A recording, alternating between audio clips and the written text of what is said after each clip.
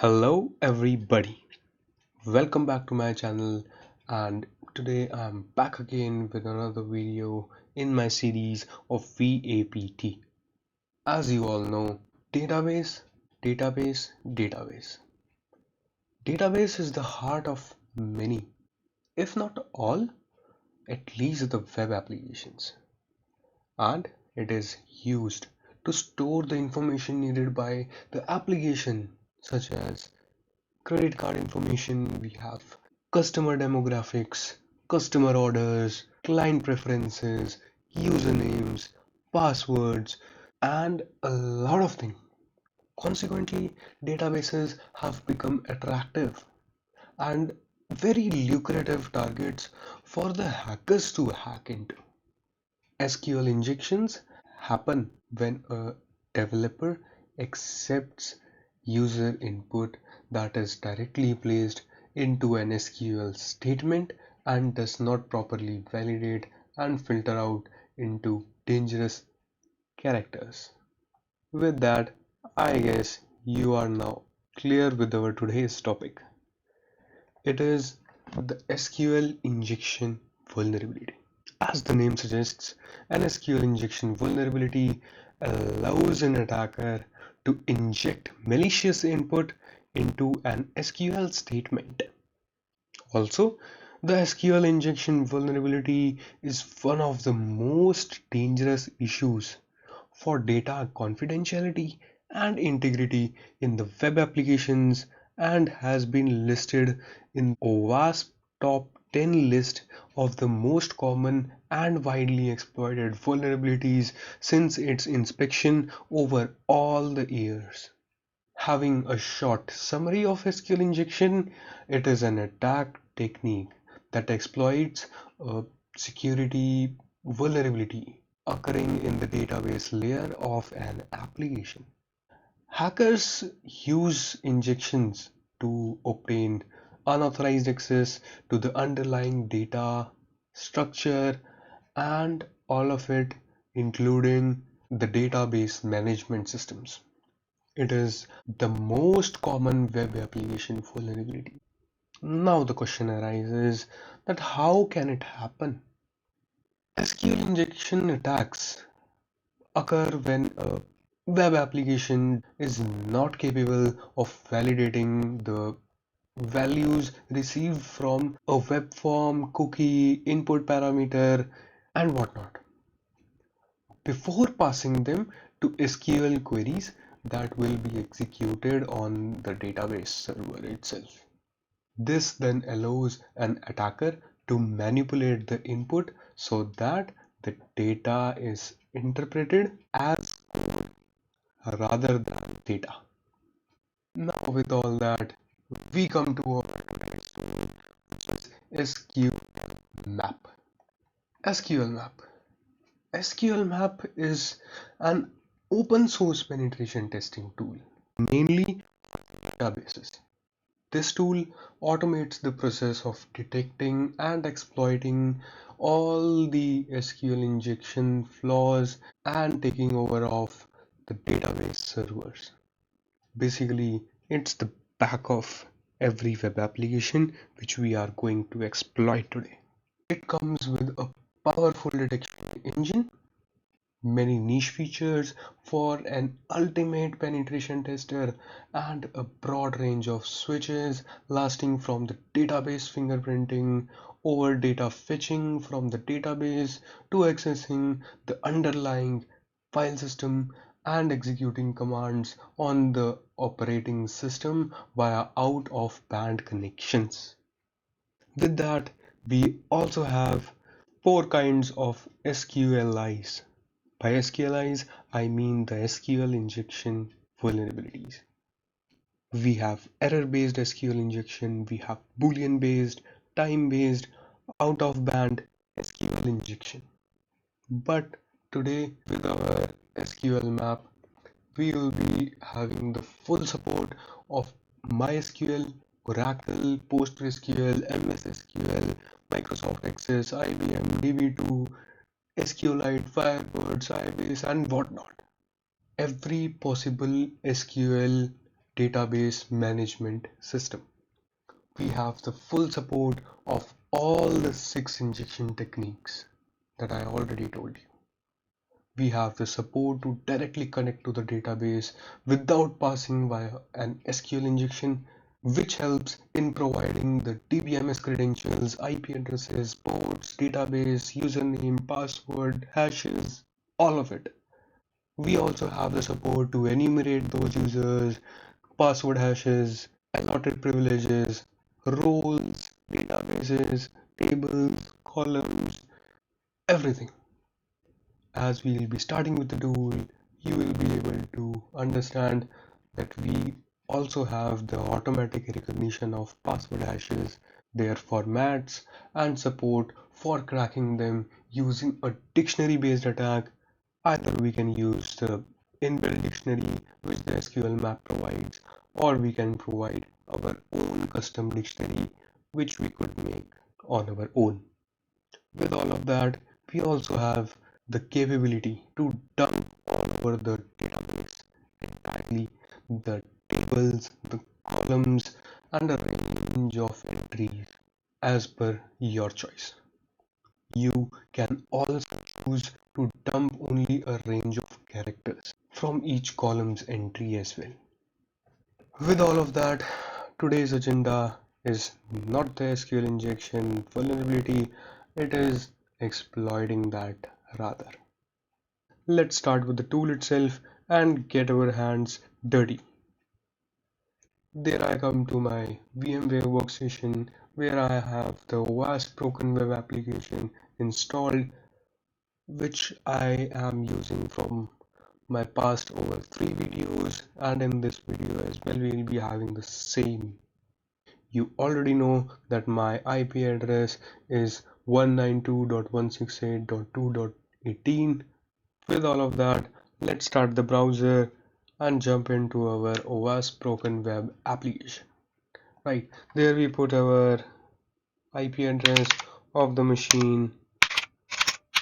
There we have it, the OWASP broken web application. That's too small for you, so let's zoom in a bit. Yeah, that looks pretty good. Okay, so these all sections you already know. We have the training applications, the realistic intentionally vulnerable applications, old vulnerable versions of the real applications. We have the applications for testing tools, a demonstration, some OWASP demonstration application, and a lot of things. But today our main aim is to look upon the databases which we will have in the BWAP, which is extremely buggy web application. So let's go to that. There we have it, an extremely buggy web application. With that, we have the credentials of one user, which is B, and the password is bug. So let's get into it, get that into the login, get our bug into the password, set the security level as low, and login. There we are in our extremely buggy web application or buggy web app. Okay, so with that we have the logout, which shows us that we are logged in, and we have our portal. With that, today's agenda is to get over the SQL injection vulnerabilities. So we will choose our bug as SQL injection with the search and get methods. So let's hack. There we get into it. There we can just take the whole URL and copy it. Now the time comes to get into the tool. So that's our tool, the SQLmap. Okay, let me first show you how to install that tool. As always, if you are on an Debian based Linux system, you can directly use sudo apt install SQLmap.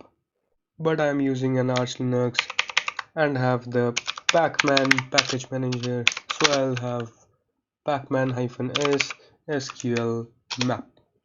I already have that installed, so I'll not be installing it again. With that installed, I'll be going into the help of SQLmap.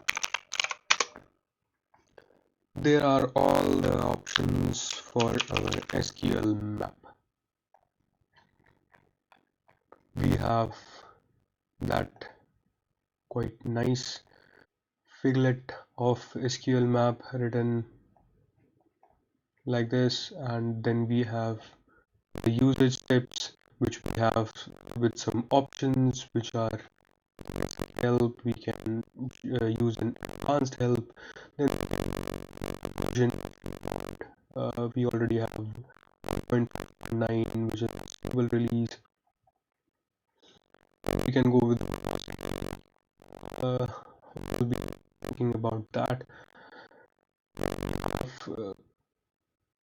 Target, for that we'll be using the -u for setting the URL, or dash URL, which I probably don't use because I use the short flags and try to remember them. Then we have some Google Docs if we want to use, and requests, injections, detections, techniques, enumerations, operating systems, access, general, miscellaneous, and a lot of things. So if you're curious, you can just jump into it and have the examples. For your reference, I would be also sharing the SQL injection cheat sheet into the description below. You can jump over there and have a detailed technical information about the SQL injection vulnerabilities. Anyways, I'll be starting with the tool, and I already have gathered my URL, so I'll be having the SQL map and -u for URL, and then pasting our URL which we just gathered from that, which is this. Okay, after that, first, in any SQL query, we always have to define a database. With that, in this tool also, we have to first databases which are present in our target. So for that, we'll use the -dbs command. So let's start. As a first step, it gets an redirection to this URL, and it asks that do you want to follow this URL, and as usual we will be following it. Then it has some non-declared cookies, and it wants to set it on its own. As a server, it's suggesting it to use this ID, and as always we will be going with the default one and pressing yes. There we get an error. Now let's try to find out the error. Whenever we try to perform any SQL injection attack, we always need the query being generated. But as in our provided URL, we don't have any query, which becomes the first step in the SQL injection. With that, let's go back to our browser and try to generate a query. Okay, so by the way, I switched to my Brave browser because I was having some issues with my Opera.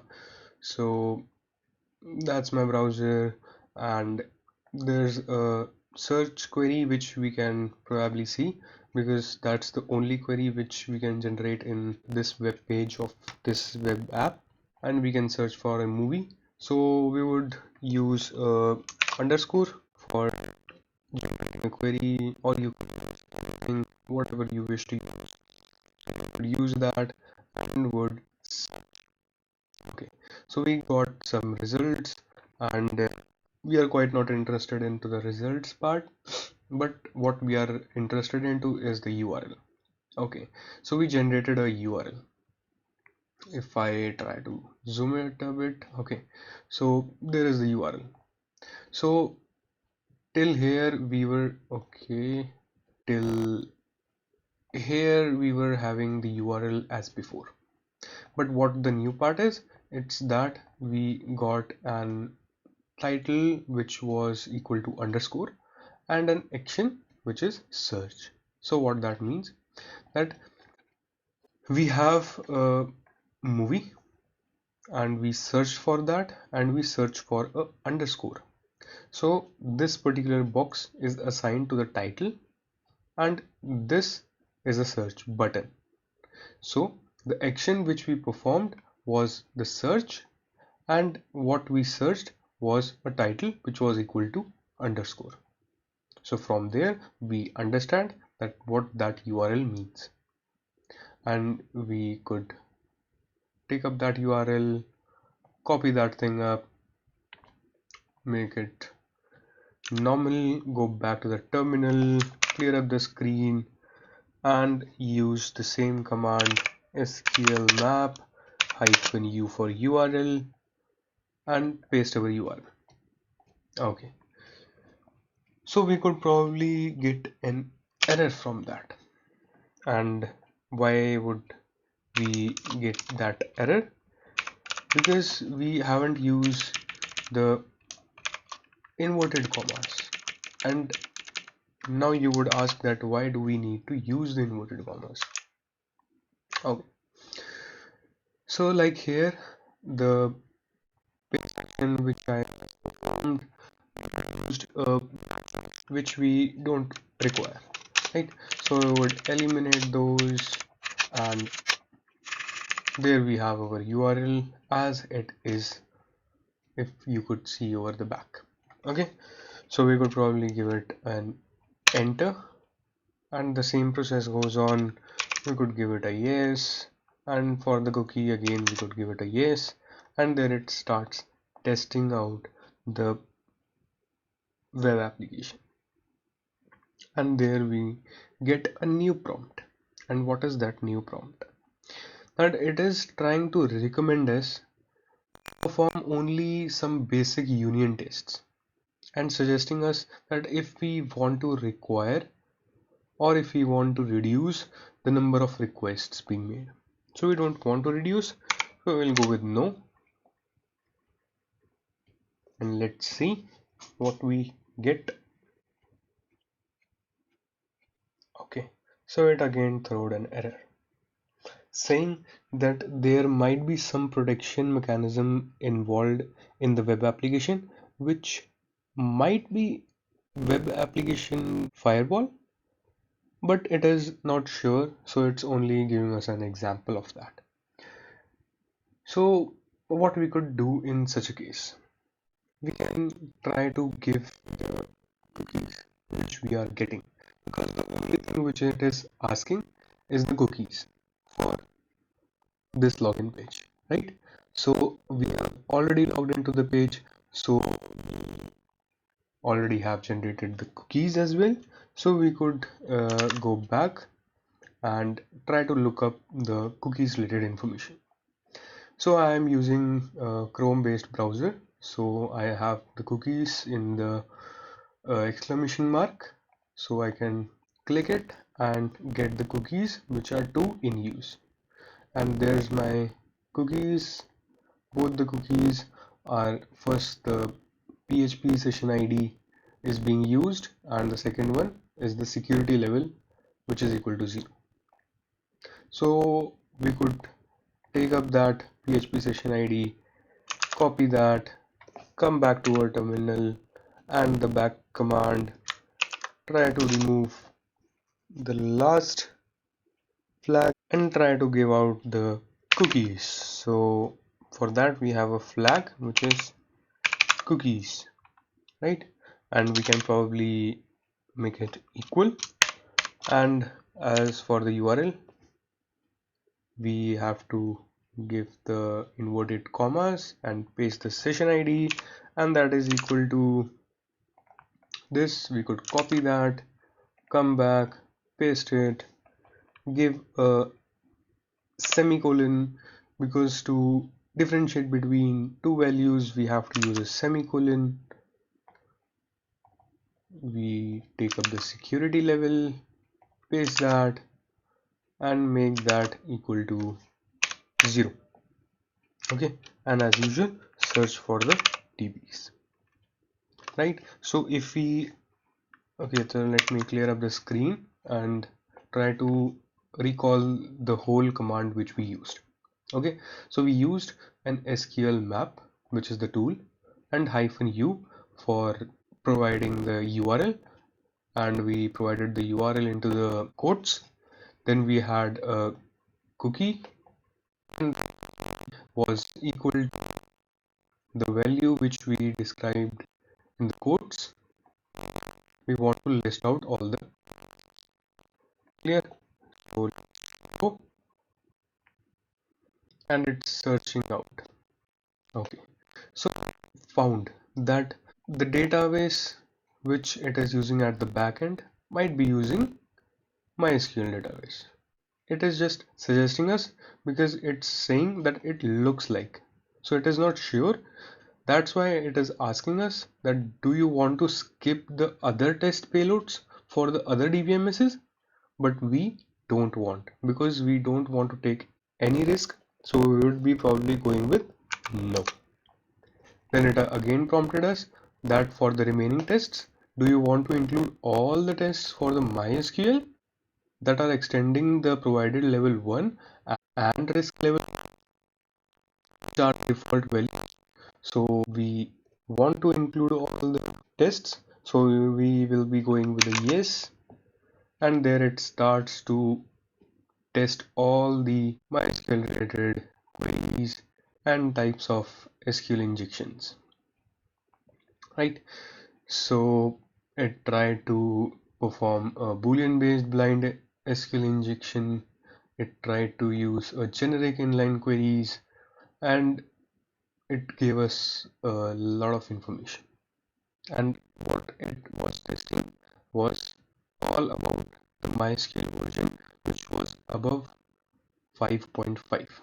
So from there we get another prompt, which is the get parameter title is vulnerable. So it already found that the title, which is the parameter that we passed, and asking us that do we want to keep the test running or stop it. So we would go with the default yes and let it test the others as well. There we can see it is making a lot of testing, and we have all the error based, all the stacked queries, the time-based blind SQL injection, the R-like time-based blind SQL injection, and a lot of different types of SQL injections, right? And we again come to another prompt. And what it is asking is that it is recommended to perform only basic union tests if there is not at least one other potential technique found. So it is just asking us to reduce the number of requests. So we don't want to reduce the number of requests because we probably have much time, and we will be going with the option no, because we want to retrieve all the information which we could get from that. Okay, so let that run. Okay, so it took around 5 minutes to retrieve the results. Okay, so what it did was that it performed all the queries and all the testing part, and then finally came here and tried to perform some exploits. So what are that exploits? So it probably have some payloads with for this parameter, and it performed any action, and that was the payload which it executed for the boolean based blind SQL injection, which was having the title and boolean based blind where or having clause, right? So that was the clause in which it found a vulnerability. Similarly, it also executed the error based SQL injection, in which it executed this payload, which is not that much easy to remember or use. So it used that, and it used a type of time-based blind SQL injection with that payload, and then a union query with that payload. So it executed a lot of payloads, and in total it executed 4 payloads for 4 different types of SQL injection attacks, and gave out the result that the backend was actually using a MySQL because we didn't skip any query kind of attacks. So it is telling us that the web server has the operating system Ubuntu, which is on version 10.04 based on Linux as usual. So it also has a web application technology, which is Apache at this version, and using a PHP at this version.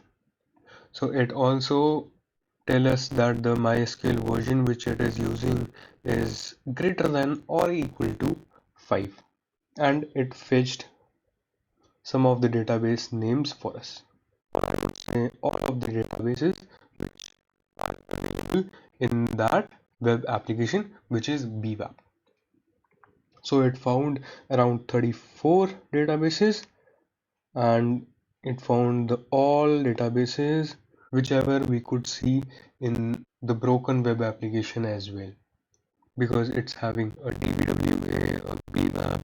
So what is DBWA? Let me show you. That will make it more clear for you. So we would go with 192.168.2.18. Okay, so that is the DBWA, which is damn vulnerable web application. So it found that as well. It found the bricks, the Mutilidae. So it found everything. The Mutilidae, found Joomla, it found DBWA, the BWAP, the bricks. So everything we got. So for like showcasing purpose, we use the BWAP. So we could probably go with the BWAP database itself and try to list out some of the tables, because after the database we always have the tables inside it.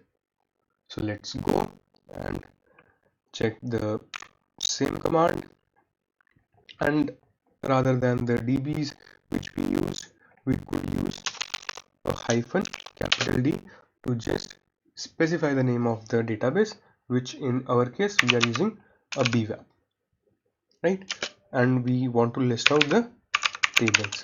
So similarly, as we use the DBs, we would use a hyphen hyphen tables, right? Or if you want to see more clearly, I can make it a big, and that is the hyphen hyphen tables, right? So let's make it like it was and go with the command. So it will again run all the tests for MySQL, because this time it already knows that it is MySQL, so it is probably fast than the before scans. Okay, so we have 4 tables inside that. Okay, so we got that we have a block table, we have a heroes table, we have a movies table, and a users table. You could imagine that how vulnerable that could be, because we have all the databases of all the users on that particular database or web page. So similarly, we would use the previous command, and rather than using the hyphen hyphen tables, we would just use hyphen capital T and mention our table name, which is users. And normally what we have inside the tables, we have the columns, right? So for any database, we always store the information inside the columns, right? So we require to use a hyphen hyphen columns, similarly like we used in the hyphen hyphen tables and hyphen hyphen DBs for the databases and hyphen hyphen tables for the tables, right? So we could get all the columns residing in the users table, right? So in the users table we would get all the columns, right? So we would go with that, and there we have all the secret information. Okay, so we have all the activated column. So I don't know what that activated is, but probably we are also having a activation code. So that might have that that activation code is activated for that particular user or not. So we have admin, like if that is admin or not. Then we have its email, and we have some ID, some user ID maybe, and then we have some login credentials and passwords, and we also have a reset code and a secret message for that, right? So if we want to just have some specific columns, so we can directly use -c, like the same way we used for -t and -d, right? So we can use -c and specify the, let's say, login, or let's go for a secret, and let's dump it out. So what dumping means, that we want to retrieve all the information in that particular column of that particular table in that particular database, right? So we would go with that, and there it dumped all the entries which were present in that particular column, which was secret. So we have AIM, or authentication, is missing. Then we have any bugs. So these both are the secret messages which were kept. You might be wondering that what of just one column, just have a password, then have username, and we have both separate. So how can we map use of such tool, right? So the greatness of this tool is that rather than dumping a specific column, we can go and dump up the whole table, and for that we just use the table name, which is users, within that database, which is bmap, and just dump it out in our screen, right? So we'd go with enter. Okay, so there it fetched some of the columns and some of the recognizable passwords, some of the hashes, and now it got some hashes. In any web application, every password is stored in hashes for providing safety or for security measures. So for that, this great tool will help us to crack those hashes, and it is just asking us that do we want to store these hashes in a temporary file, or we just want to crack those on the go. So we'll just crack those on the go and go with the no. There again we got another prompt. So what it is stating, that do you want to crack them via a dictionary based attack? Like in the starting, I told you that it also uses a dictionary based attack to crack all the hashes. So now it is asking us, do we want to use that attack or not? So we will use that attack because we want to crack the hashes. Now it is asking us that what dictionary do you want to use. So if we have any custom dictionary file, or we want to give our created dictionary file rather than using the default one, so we can just press 2 and go for it. But I want to use the default one because presently I don't have any dictionary file. But if you want, you could just make it with a crunch command, and you could explore it on your own as well, because it is a very easy command. So I would just go with a enter, and that is default, which is 1. And now it is asking that do you want to use any common password suffix which would be slow. And in this case I will go, because I don't want to take any chance, and I want to have all the passwords with their cracked hashes, right? So I will go with yes, and there it starts to crack the passwords or the hash, right? So it cracked a password which is bug for the user, which is AIM. So that's one which it just cracked, and there we have the result. So let me make it small so that everything fits up. Okay, so that might be quite small for you, but anyways, it looks quite good viewing like that. Okay, so we have the ID, we have the admin, email, login, secret, password, activated, reset code, activation code, and the whole table in front of us. And from there we get the login, which is in, as well as we got the password, which is in the hash, as well as we cracked it using the same tool. So now you could understand that how great this tool is. Okay, so for trying purpose we can just okay, let me make it big for you.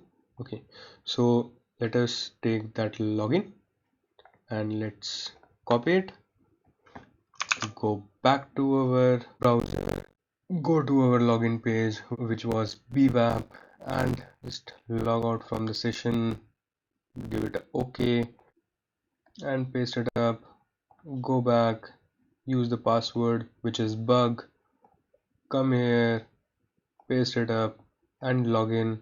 Bingo, we logged in as AIM, right? So that is the power of this tool, that what all things we can do from this, right?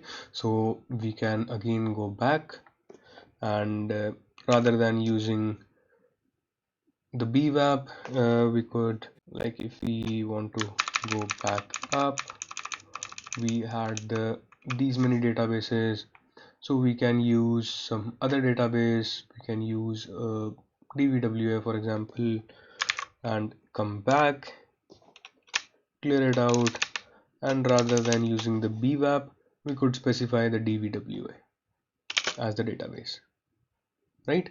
Because we already have the databases, so we would just use the -d and specify the database name and give out the -- tables to get all the tables from that database, right? So we would go with that and we would follow the, and it is asking that do you want to use the common table existence check, so we can go with yes, and there it is asking for which of the common tables do you want to use. So we would go default one. Again it is asking us to, we will go with the default, which is enter, and now it is again trying to get all the items from that data, right? So that would take up too long, so I would probably pause the video, and as soon as I get that, I will be back with you guys. Okay, so a quick update that the scan just finished, and after 10 minutes I just came to know that I used the cookie for which the session was finished, because I finished my previous session and logged in as a AIM user. So that's why I just kind of wasted my 10 minutes for that scan, but I hopefully should not make that mistake again. So I go back to there and have my cookies, and there now I have 4 cookies. So I'll be updating my session cookie and probably the same command, but not this one. I would use this one, which is the updated one, right? So we would go with the updated command and let's see. Okay, so that was quite fast. So I just wasted my 10 minutes, I guess, and now in the DVWA database we have two tables, which is one is the guest book and the other is the users. So as usual we are least interested in the guest book because we don't want that, and we are more interested towards the users, right? So we will take the users and take the previous command and cut that -tables, use -t rather, and just paste the users hyphen hyphen columns, or to be more precise, we would directly dump up the whole table, because now we know we can dump the whole table, which is more useful than the previous one, right? So we will use that command and go with that. Now again, the same set of questions. Do we want to store the hashes in any temporary file? We would rather go and have it on the go. Then we will use the dictionary based attack, and we don't have any word list, so the default one, enter. Then if we have some common suffixes, so we will use that, yes, and it again tries to track all the hashes. So we'll be back once it's done. Till then, I would rather go and grab a coffee. So I just finished my coffee and I'm back. So it took around 10 minutes and that was quite enough for my coffee. Okay, so apart from that, we gathered or grabbed the whole table. So that's the result of our table, and it's much clean than before, so we can further zoom in. Okay, so we had the user IDs, we had the users, the avatar, the passwords, the last name, and the first name. Okay, so know that how much useful this tool can be. And for your curiosity, I would take up this user and go back. Okay, so that's done. Go to the TBWA because we use that, and paste our user and take the password for that user, paste that up, login, bingo. We are logged in as whatever that name is. Okay, so that's the power of that tool, or we can use any other as well. So we can check the avatar of that user as well, like if we want to, we can take that URL up to the DBWA and just paste it to the DBWA. There we go, and there we go. So that's the person. So I really don't know that who is that, but whatever. So that's the avatar of that person, and we can see the avatars of the other users as well.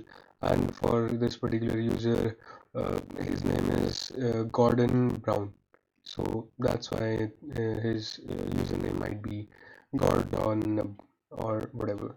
Okay, so that's the basic use case of that tool, and I guess you can now see that how many passwords it cracked, and it used all the suffixes and used all the payloads and try to crack those hashes and try to list out the whole table. Okay, so for more information we can also go to this the path where our users table is stored. So now you got the access of the whole database, or the heart of the web application, that was the WASP broken web application, right?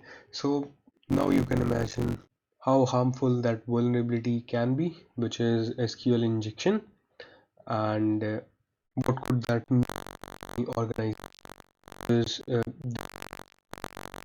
data web application at risk, because we get the whole databases, the whole table, columns, and we can dump and use whatever we want. So now the question arises that this is the vulnerability, okay, but how can we prevent from these SQL injection attacks, which is a top vulnerability in the WASP top 10, right? So basically for the prevention measures, we can use prepared statements as SQL injection preventions, and we can also use an insecure SQL queries as a problem to make it quite simplified. And then with all the examples which I just showed you and explained you of the various SQL statements which we can make, we would rather dig deep into the rabbit hole of the SQL injection security and go to the non-development related SQL injection protection measures, in which we will have to run the updated software, we will block the URL at the web server level, we can secure the database and allow the appropriate privileges, we can segregate the sensitive and confidential data, we can analyze HTTP requests before hitting the web application, and we come about the SQL injection web vulnerability that have provided a lot of examples of how